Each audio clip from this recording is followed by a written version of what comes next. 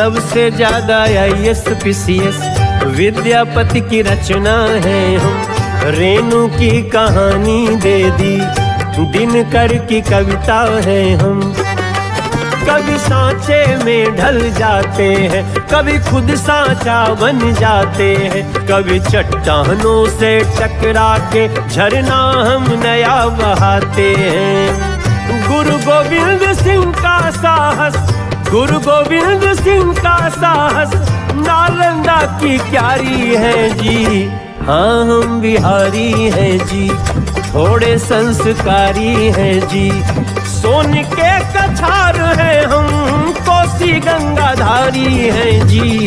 हाँ हम बिहारी हैं जी, थोड़े संस्कारी हैं जी।